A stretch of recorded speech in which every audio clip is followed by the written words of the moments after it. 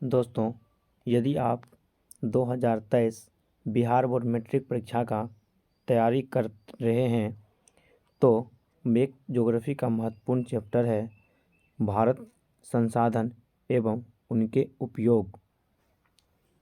तो संसाधन की परिभाषा एवं उनके प्रकारों की चर्चा हम इस वीडियो में करेंगे। जो इम्पोर्टेंट टॉपिक है एक संसाधन, तो इसको देखने का काम करते हैं। तो प्रश्न पूछता जाता है कि संसाधन क्या होता है, अपने शब्दों में उत्तर दीजिए। तो इसका आंसर हो जाएगा, पृथ्वी पर पाए जाने वाले वह भौतिक संसाधन जैसे भूमि, मृदा, जल तथा खनिज, ये सारे भौतिक संसाधन की श्रेणी में आते हैं। और जैविक संसाधन जैसे वनस्पति एवं अन्य वन्य प्राणी, ये सभी जैविक संसाधन के श्रेणी में आते हैं। तो इत्यादि के उपयोग से मानव सभ्यता अपने आप को संतुष्ट कर सकते हैं या करते हैं, तो उसे संसाधन कहते हैं। अथवा दूसरे भाषा में यदि इसकी परिभाषा को देखेंगे तो इसका आंसर हो जाएगा, हमारे दैनिक जीवन की वे सारी वस्तुएं, चाहे वह भौतिक हो या जैविक हो, जिसका उपयोग हम करते हैं और उपयोग करने के बाद हमें संतुष्टि होती है या संतुष्ट हो जाते हैं, तो उसे संसाधन कहते हैं। तो वही वस्तु संसाधन हो जाता है। जैसे कोयला, पेट्रोलियम, खनिज, पेड़, जीव जंतु और मानव इत्यादि, ये सब संसाधन होते हैं।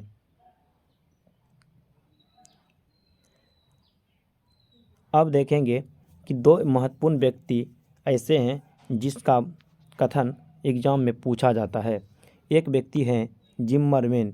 इनका कथन था, संसाधन होते नहीं, संसाधन बनते हैं। कभी कभी इसी भाषा को उल्टा पूछ जाता है कि संसाधन होते नहीं, बनाए जाते हैं। यह कथन किसका है? तो याद रखेंगे, यह कथन जिम्मरमैन का है। अगला प्रश्न है, पूछा जाता है क्या, किसका कथन था कि हमारे पास पेट भरने के लिए बहुत कुछ है लेकिन पेटी भरने के लिए नहीं? तो इसका आंसर हो जाएगा महात्मा गांधी। तो इसे याद रखेंगे। अगला प्रश्न पूछा जाता है, संसाधनों का वर्गीकरण का मुख्य आधार क्या है? तो इसका मुख्य आधार दोस्तों 4 है। पहला, उत्पत्ति का आधार, उपयोगिता का आधार, स्वामित्व का आधार, विकास की स्थिति का आधार।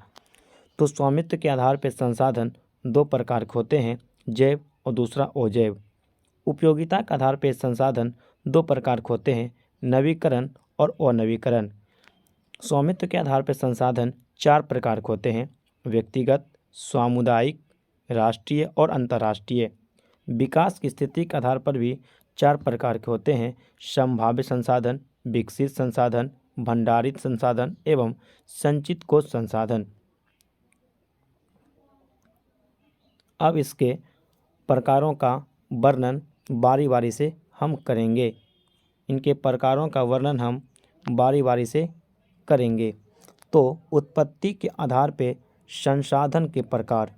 जैव संसाधन, धरातल पर पाए जाने वाले ऐसे संसाधन जिसमें सजीव के सारे लक्षण उपलब्ध हो, उसे ही जैव संसाधन कहते हैं।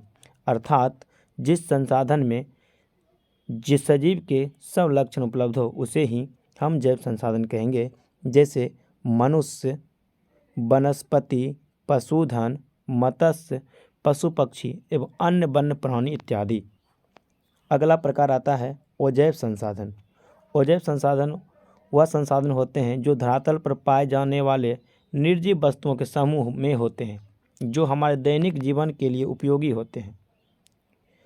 उसे ही हम अजैव संसाधन कहते हैं। जैसे चट्टानें, धातु एवं अन्य खनिज संसाधन। अगला प्रश्न देखते हैं। अगला आता है उपयोगिता के आधार पर संसाधन के प्रकार।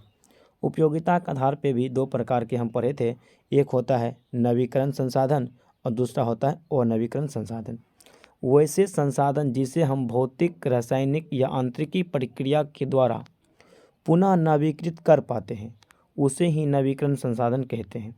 जैसे सौर ऊर्जा, पवन ऊर्जा, जल विद्युत ऊर्जा, वन एवं वन्य प्राणी, ये सारे के सारे नवीकरण संसाधन के श्रेणी में आते हैं।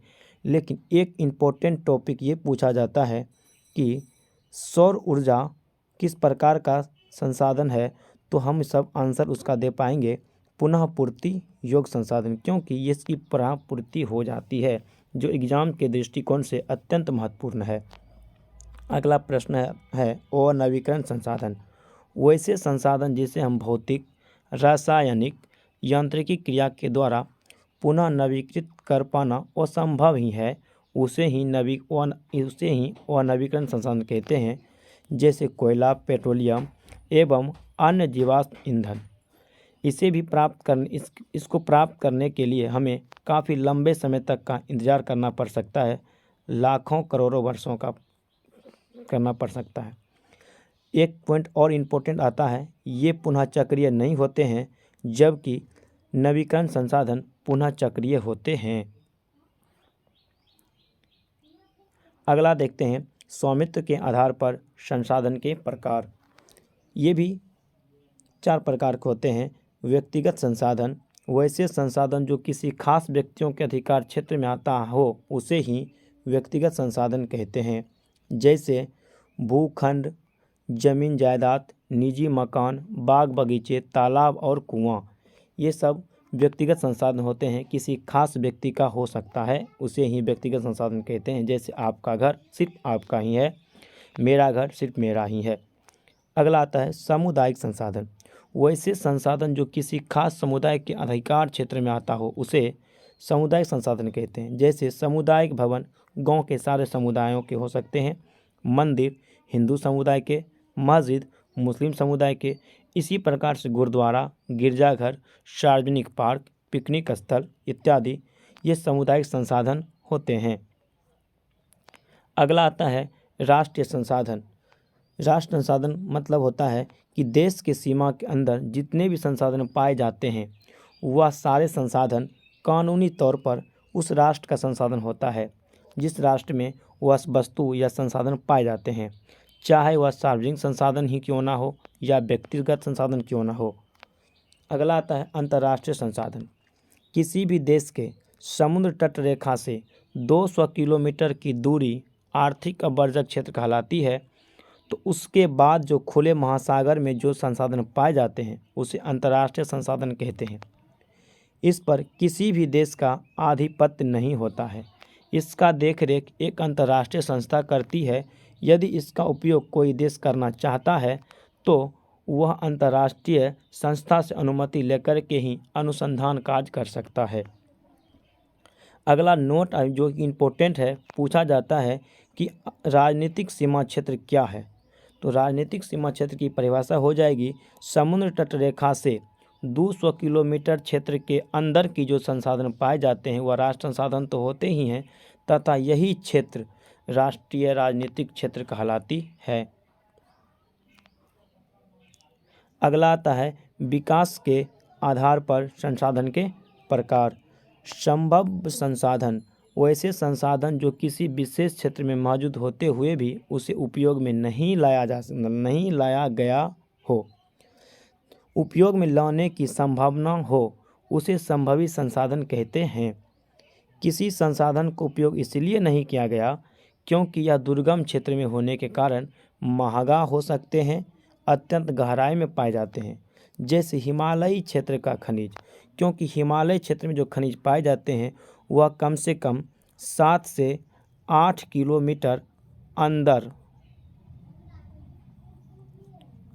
पाए जा सकते हैं, तो इसीलिए इसे संभाव्य संसाधन कह सकते हैं।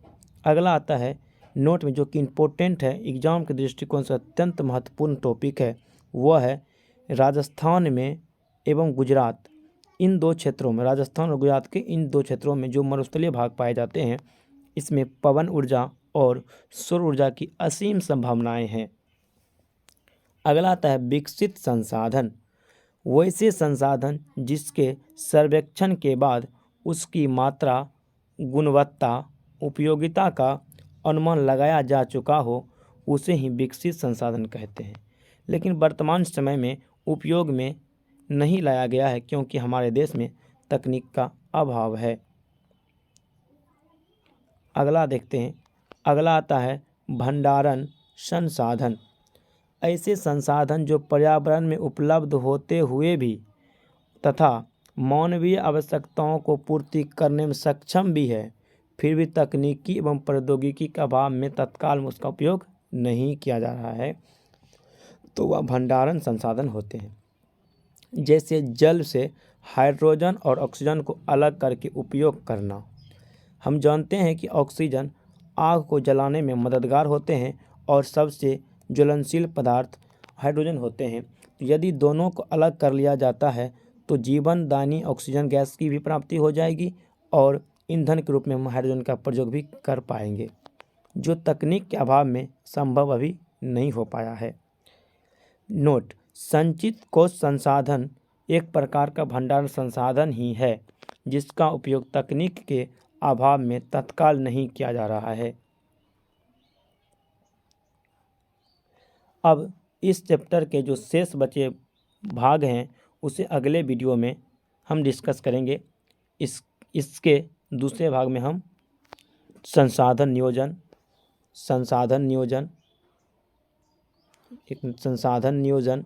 भारत में संसाधन नियोजन, संसाधनों का संरक्षण, सतत विकास की अवधारणा, प्रथम पृथ्वी सम्मेलन, कार्यक्रम 21, द्वितीय पृथ्वी सम्मेलन, तृतीय पृथ्वी सम्मेलन, क्योटो सम्मेलन इत्यादि की चर्चा करेंगे, जिसमें कि प्रथम पृथ्वी सम्मेलन, कार्यक्रम 21, द्वितीय पृथ्वी सम्मेलन, तृतीय पृथ्वी सम्मेलन, क्योटो सम्मेलन, ये एग्जाम के दृष्टिकोण से अत्यंत महत्वपूर्ण है।